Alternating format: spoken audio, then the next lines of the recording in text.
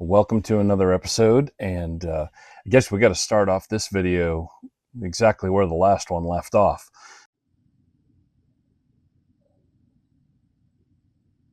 Sorry to leave everybody hanging at the end of the last episode, but that literally was the last footage I shot last week when I unexpectedly ended up at the hospital, and it's been quite a week of realizations and acceptance and processing. But first, let's get to what happened.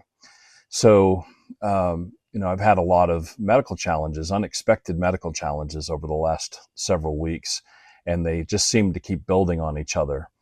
And then I, toward the end of the week last week, I all of a sudden started having these sharp pains in my lower abdomen, and it was excruciating. Not since I think I nearly ruptured my appendix when I was 12, 13 years old have I known pain like that in my stomach area. But it was excruciating. I was doubled over in pain. I could barely breathe from it, and it was getting worse.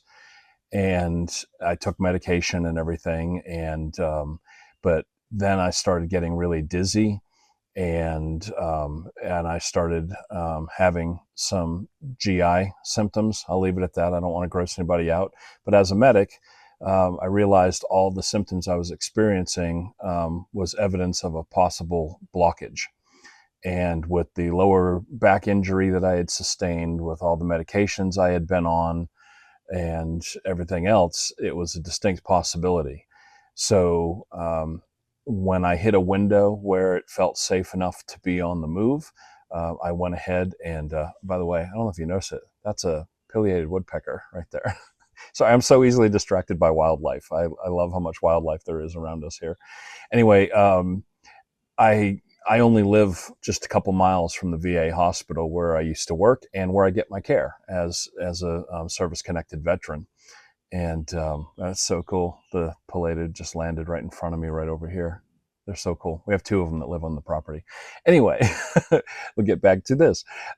So I was able to get myself to the hospital and check into the emergency room, and they brought me in, and with the symptoms and everything, immediately stuck an IV, started pushing fluids. They went ahead and did a contrasted CT scan, and found that there was indeed some blockage that had taken place as a result of the injuries combined with the medications. Who knows? But they gave me treatments that intervened, and after spending a night in the hospital, I was released back home and immediately got into recovering and resting, and really doing some soul searching, because I think that for me could have been the final straw for this adventure that I'm on. I was like, my goodness, I mean, I went ahead and retired as a medic so that I could spend time working on this house and being with Michelle and helping take care of her and be out traveling and adventuring. And sure enough, it started off that way. But boy, the last month or so, it's just been one challenge after another. And with my own medical stuff, with the ongoing shoulder injury, with the lower back thing, with, just fill in the myriad of things that have been going on. But I don't know. I went to bed. I went to bed a couple nights after getting home, really coming to grips with, has this journey, has this adventure been a failed attempt? And failed in the terms of, like, we're not going to get to the lifestyle we were hoping, because bills are coming due too. Letters are starting to come in, like, you haven't paid this, you haven't paid that, and we do what we can as we can, but there's just not the money coming in to cover everything. And so I really got thinking about, well, maybe I should try to get my job back or find a different job or anything. But I don't know. It came over me to where I was like, it's not a failure. We've spent 2 months really making a lot of progress on the house, initiating a new business for ourselves that we really enjoy. We have traveled quite a bit. You see him, right? Yeah. Okay. There's I've got some friends here joining. This one up here, especially uh, that fella. I don't know if you can see the damage on the fascia board there, but he's been going after the carpenter bees and tearing it up. And at this point, I'm fine to let him get in there and get the larvae and everything. And we have to replace the fascia boards on the house anyway. So let him feast. He's just breaking apart the fascia boards that have to be replaced anyway. Okay, so I digress. But I went to bed that night and I had really lucid dreams. Very very experiential kind of dreams. You know what I mean? Like the kind that you think you were actually out of place or that you actually did some things. But the theme throughout the entire night, the dreams, which I don't usually remember my dreams in detail, but I woke up as if I had had full experience of things. And it gave me a piece of accepting where I'm at. You know, it's funny. I've said it a few times as the journey has unfolded, that just kind of have to accept that, you know, I'm middle aged now. You know, the body doesn't work the way it used to, and everything else. And I've tried at times to still do what my mind thinks I can do, and I usually end up getting hurt.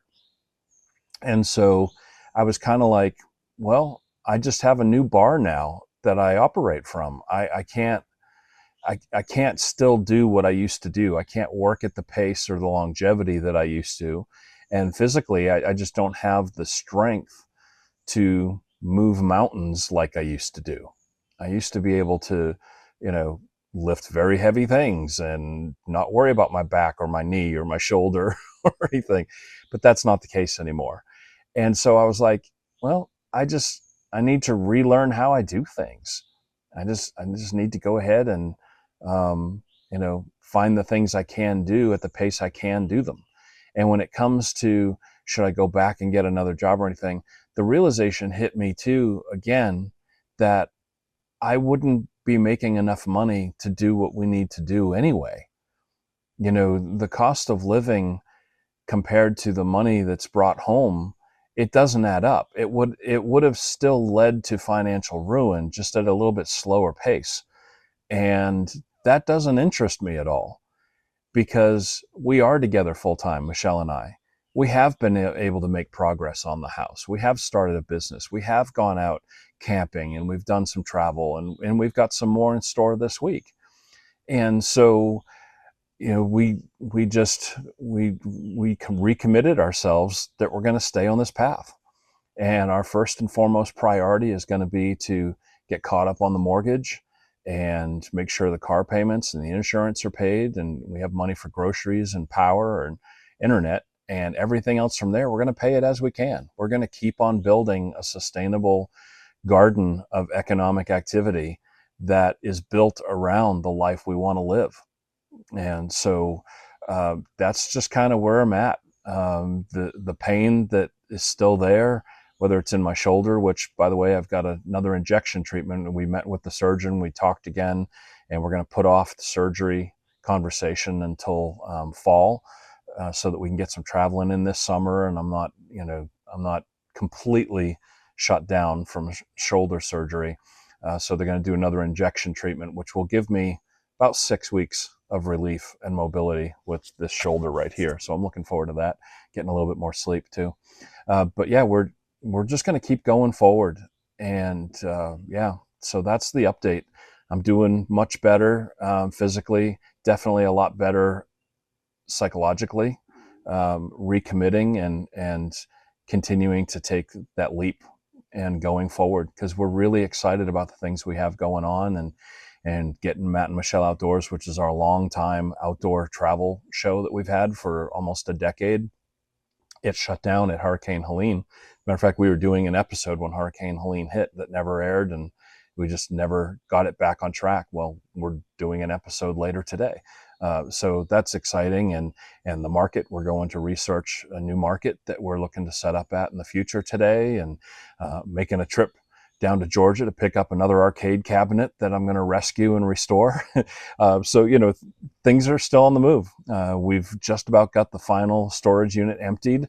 Our daughter came and gave a lot of help on stuff in the house and loading and unloading things. And so, yeah, good progress is being made.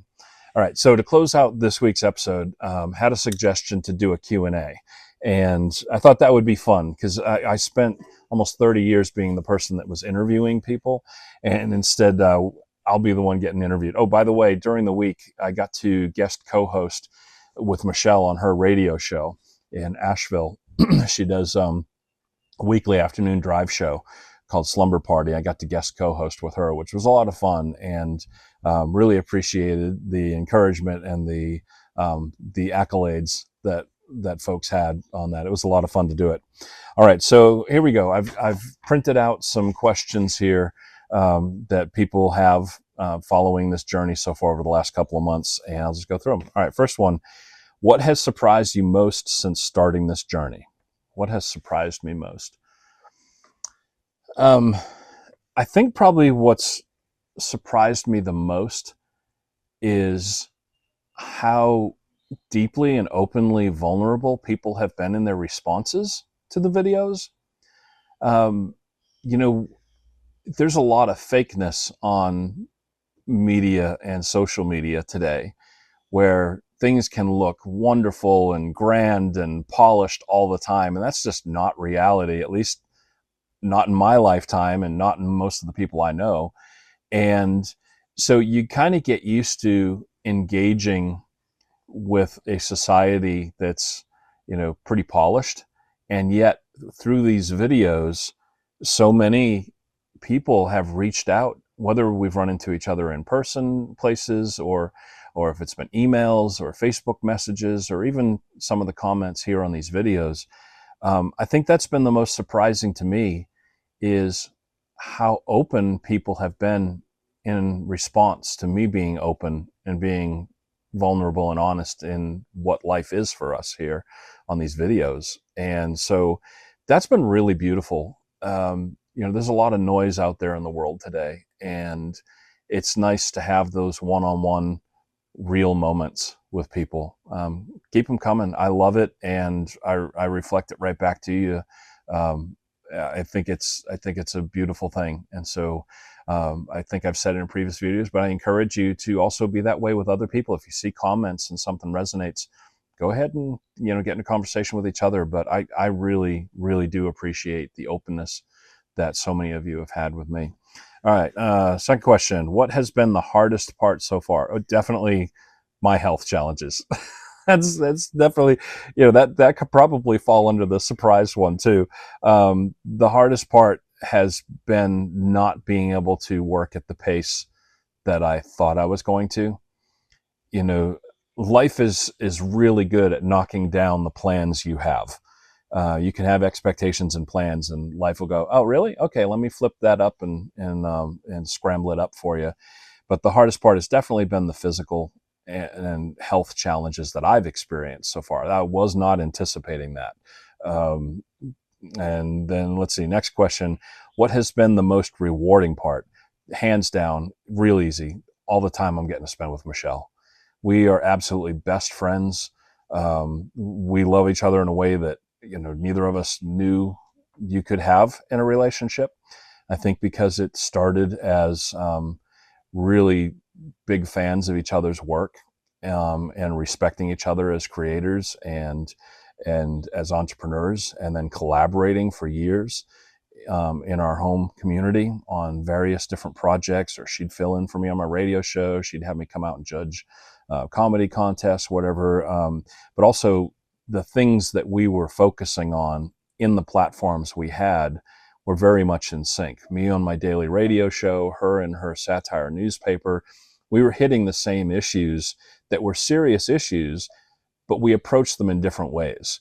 Mine was conversational and critical thinking and very independent, but holding some accountability, but also some fun along the way in talking about things that really affect our lives. Whereas with her satire magazine, the Asheville Disclaimer, she was using humor to really highlight hypocrisy and stupidity and different things in a way that was very conducive for each other.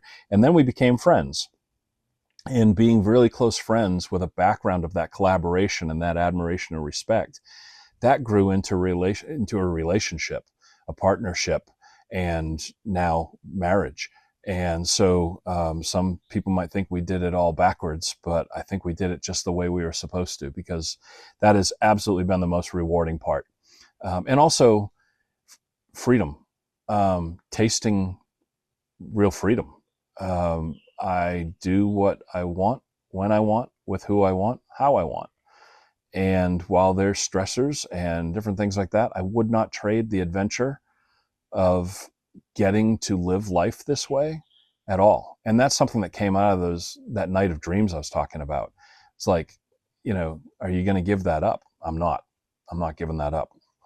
All right, let's see. Next question. How is Quiet Waters Creations and Curiosities going? Thank you for asking. It's going pretty well. We had a good time at that market. There's a previous episode if you want to see what that looked like. And it was fun having that be born through dialogue that was caught on film. It's kind of neat that we've got that archive now when we were coming up with it and designing it and what do we want to do, and all that dialogue is documented on this channel. And so for us to actually get out and do it, it's been wonderful. We do have the website, quietwaterscreations.com, if you want to check it out. And we're going to another market today. When I finish this video and post it up this morning, we're heading out to an artisan market that we're thinking about setting up at and making a day of it. So we're looking forward to that. So yeah, it's going really good. We're getting things organized. We're setting up a section of the house here. We're clearing out and we're calling it the store. It's going to be a room where we just have all of our stuff staged for order completions, because I'm selling online with eBay and Facebook Marketplace as well. It's going pretty well. Actually, that's where almost all of our money's coming in, actually, is from the Quiet Waters retail sales. So thanks for asking. All right. And the final question I had, what's one thing you're looking forward to? Just one? I'm really looking forward to our Maine trip. It's funny because we have all these bills to pay. We have fallen behind on the mortgage. We need to get that caught up. And here it is. Today is June 11th as I tape this.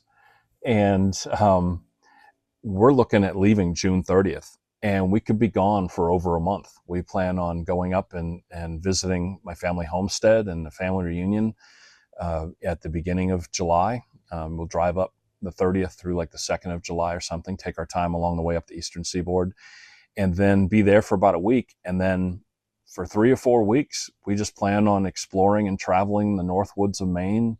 Maybe we end up somewhere along the Canadian border or the Great Lakes. Who knows?